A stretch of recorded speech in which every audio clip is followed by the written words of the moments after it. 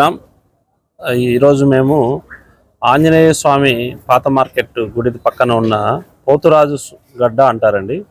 ఆ గడ్డకు సంబంధించి ఆంజనేయ స్వామి పోతురాజు గడ్డ మధ్యలో ఉన్న స్థలం అంతా కూడా దేవాలయానికి సంబంధించిందే.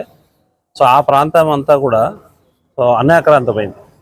అక్కడ చాలా షాపులు పెట్టుకొని రోడ్డు మీదకే వాహనాలన్నీ కూడా పార్క్ చేస్తూ వాళ్ళు షాపులు రన్ చేసుకుంటూ ఉన్నారు. సో వాళ్ళు ఏమంటున్నారంటే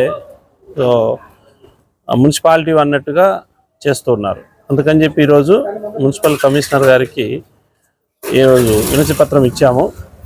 అక్కడ ఉన్న దేవాలయ స్థలాన్ని తిరిగి అక్కడ క్లియర్ చేసి దేవాలయానికి అప్పచెప్పాలని చెప్పేసి, దేవాలయానికి అప్పచెపితే మేము ఏదైతే ఆ ఆంజనేయ స్వామి దేవాలయ స్థలం ఉందో దానికి సంబంధించి కంచె ఏర్పాటు చేసుకొని, ఎందుకు అంటే రాబోయే కాలంలో అక్కడ ఏదైనా సమస్య వచ్చినప్పుడు కానీ అప్పటికప్పుడు ఇబ్బందులు పడడం కంటే కూడా ముందే అక్కడ దేవాలయ స్థలాన్ని పూర్తిగా సంరక్షించుకోవాల్సిన అవసరం చాలా ఉంది. ఎందుకు అంటే వర్షాలు పడకపోయినా ఏదైనా విపత్తు సంభవించిన ప్రజలందరూ వచ్చి అక్కడ నిలబడి స్వామిని, చెన్నకేశ్వర స్వామి సంబంధించి రెండు దేవాలయాలకు సంబంధించి అక్కడ ఉండి చాలామంది జనాలు వచ్చి పూజలు చేస్తూ ఉంటారు.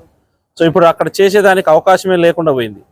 సో ఎందుకంటే కరువులు కాటకాలు వచ్చినప్పుడు ప్రజలందరూ వచ్చి భక్తులందరూ వచ్చి అక్కడ వేడుకుంటూ ఉంటారు. అలాంటి స్థలం అక్కడ లేకుండా పోయింది.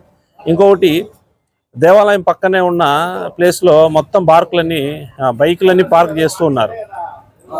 బైకులన్నీ పార్క్ చేసి అక్కడ ఈ దేవాలయము వచ్చిన భక్తులకు కూడా చాలా ఇబ్బందికరంగా ఉంది. చుట్టూ తిరగాలనుకునే వాళ్ళకు కూడా అక్కడ ఎలాంటి ప్రదేశం లేదు. సో అవంతా కూడా క్లియర్ చేయాల్సిన అవసరం ఉంది. సో ఇక్కడ కమిషనర్ గారికి ఈరోజు లెటర్ ఇచ్చాము. సో దాని మీద చర్యలు తీసుకుంటామని చెప్పారు. సో తీసుకొని పక్షంలో మేము ఖచ్చితంగా దీని మీద ఉద్యమం చేయడానికి సిద్ధంగా ఉన్నాము. అక్కడంతా కూడా దేవాలయానికి సంబంధించిన ప్రదేశాన్ని దేవాలయానికి అప్పచెప్పాలని చెప్పి మా శివశక్తి మిగతా 5వ సంఘాలన్నిటి తరఫున మేము ఈరోజు వినతి పత్రం ఇవ్వడం జరిగింది. సో శివశక్తి తరఫున ఈరోజు వినతి పత్రం ఇచ్చాము.